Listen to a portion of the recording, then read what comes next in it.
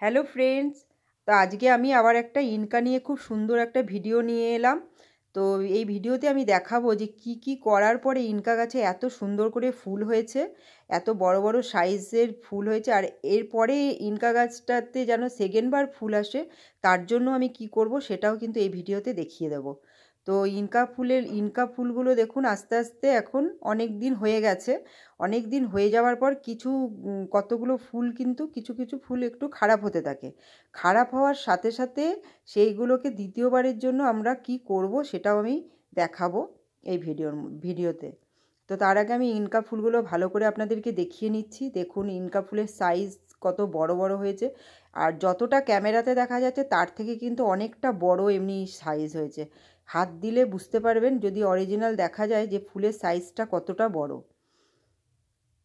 খুব বড় বড় হয়েছিল। আর এর থেকে অনেক ফুল কিন্তু আমাদের কি হয়েছে আমরা তুলে ফেলেছি। তার কারণ হচ্ছে গাছের ফুল কিছুদিন পরে একটু খারাপ, এই যে দেখুন দুই একটা ফুল কালো কালো হয়ে যায়।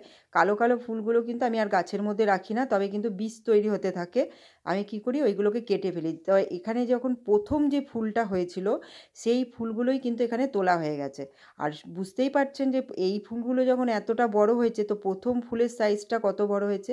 আর আমি কিন্তু ভিডিওতে আগেই বলে দিয়েছিলাম যে ইনকা গাছে কিন্তু পিঞ্চিং করতে নেই। পিঞ্চিং করলে কিন্তু প্রথমের যে ফুলের সাইজটা হবে সেই ফুলের সাইজটা কিন্তু পাবেন না যদি পিঞ্চিং করে ফেলেন। আর যদি পিঞ্চিং না করেন তবে ফুলের বড় সাইজটা পাবেন।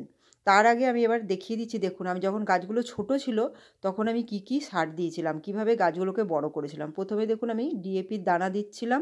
এই যে গাছের চেহারা যখন এতটুকু অবস্থায় ছিল তখন আমি দেখুন কতটা পরিমাণ দিয়েছিলাম। এই 15 থেকে 20টা দানা আছে, খুব ছোট ছোট দানা। 15 থেকে 20টা করে আমি দানা দিয়েছিলাম। তখন সবে কুড়ি আসছিল। আর ইনকা গাছে কিন্তু খুব ছোট থেকে কুড়ি চলে আসে। সেই কুড়িগুলোকে ফুটতে কিন্তু অনেকটা টাইম নেয়, তার মধ্যেই কিন্তু সারগুলো দিয়ে দিতে হয়। প্রথমে ডিএপি দিলাম, তারপরে দেখুন আস্তে আস্তে আরেকটু যখন বড় হলো ফুলগুলো, যখন কুড়িগুলো যখন আরেকটু খুলছিল তখন কিন্তু আমি এরকম সর্ষের খোল দিয়ে দিয়েছিলাম। খুব পাতলা কিন্তু সর্ষের খোলটা দিইনি, দেখলেই বুঝতে পাচ্ছেন একটু মোটা মোটা করে দিয়েছি। যারা এখন ইনকা গাছ লাগিয়েছেন তারা এরকম মোটা করে খোল জল দিয়ে দিন, দেখবেন খুব ভালো হবে, গাছের গ্রোথ খুব ভালো হবে, অনেক ব্রাঞ্চ বেরোবে গাছে। আর ইনকা গাছ কিন্তু খুব খেতে ভালোবাসে, তাই বারবার করে সার দিতে হয়। 7 দিন অন্তর অন্তর ভালো ভালো সার দিতে হবে। তারপরে দেখুন এই সব আমি খালি খোল জল ডিএপি দিয়েছিলাম। ডিএপি দেওয়ার পরে এত বড় বড় সাইজের ফুল হয়েছিল। দেখতেই পাচ্ছেন কতটা বড়। এখনও অনেক ফুল খোলা বাকি আছে। আর এই যে আমি বললাম মাঝের যে ফুলটা সেই ফুলটা কিন্তু আমি কেটে ফেলেছিলাম। খুব বড় হয়েছিল এই ফুলটা। আমার আগের ভিডিওতেও আপনারা দেখতে পারবেন যে কত বড় বড় ফুল হয়েছিল। তখন ফুলের সংখ্যাটা কম ছিল, এখন যেমন ফুলটা অনেকটা বেশি হচ্ছে। তো গাছগুলোকেও কিন্তু আমাদেরকে ভালো করে রাখতে হবে, কারণ এই ইনকা গাছ এখন অনেক দিন ফুল দেবে আমাদের। এখনই যদি আমরা সার সার না দিই তবে কিন্তু আর দ্বিতীয়বার ভালো করে ফুল পাবো না। তাই এখন থেকে আবার কি করতে হবে, সার দিতে হবে অল্প অল্প, কিন্তু সব একদম ন্যাচারাল সার দেবেন। এখন আর কেমিক্যালটা, এই যখন ফুল ফুটে গেছে এখন আর কেমিক্যাল সার দেওয়ার কোনো দরকার নেই, এখন ডিএপি দিতে হবে না। আমি যে সারটা দিচ্ছি সেটা দিন, খুব ভালো ফল পাবেন।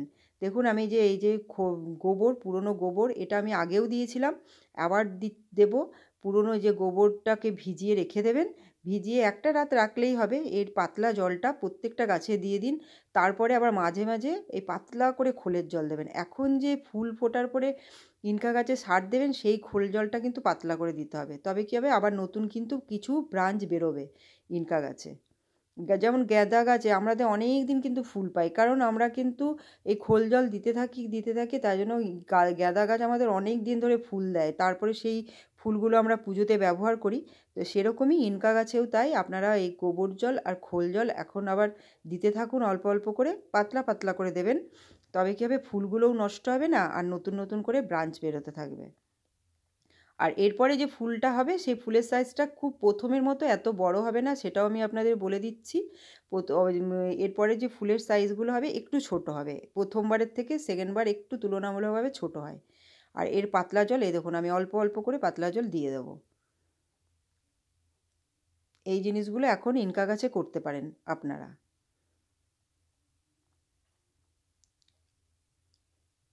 আর দেখুন আমি আরেকটা জিনিস বলে দিচ্ছি, ইনকা গাছ সবসময় মাটিটা একটু যেন ভেজা ভেজা থাকে, তো খুব বেশি খটখটে মাটিটা করে দেবেন না, তবে গাছটা খুব দুর্বল হয়ে যায়। দেখুন এই গাছের টবের মাটিটা আমি ইচ্ছে করে এখন আপনাদের জল দিইনি, যাতে দেখাতে পারি যে এতটা শুকনোও করার দরকার নেই।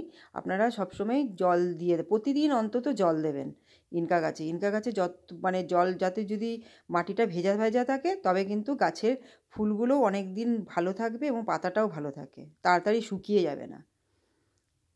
এই কতগুলো গুরুত্বপূর্ণ জিনিস আপনারা করুন, অনেক দিন ইনকা গাছে ফুল পেতে পারবেন। তো আপনারা ভিডিওটা দেখবেন, ভিডিওটা ভালো লাগলে লাইক শেয়ার সাবস্ক্রাইব করবেন। দেখুন আমি প্রত্যেকটা গাছে কিন্তু জল দিয়ে দিচ্ছি, আর রেগুলার আমি কিন্তু জল দিই, একবার জল দিলেই হবে, শীতকাল যেহেতু দুবার এখন জল দেওয়ার কোনো দরকার নেই। এরপরে যখন ফেব্রুয়ারি আসবে তখন আবার হয়তো দুবার করে জল দিতে হতে পারে, তা এখন একবার করে জলেই হয়ে যাচ্ছে।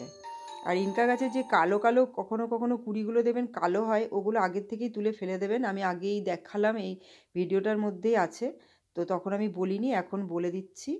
তো যে আপনারা কালো কুড়িগুলো ফেলে দেবেন, আর দেখবেন কোনো কোনো কুড়িগুলো আর্ধেক আর্ধেক হয়ে থাকে, ওইগুলোও তুলে ফেলে দেবেন। ওই ফুলগুলো ভালো হয় না দেখতে, ওগুলো আগের থেকে ফেলে দিলে ভালো হবে। তো আমি এখানে ভিডিওটা শেষ করলাম। Bye bye, take care.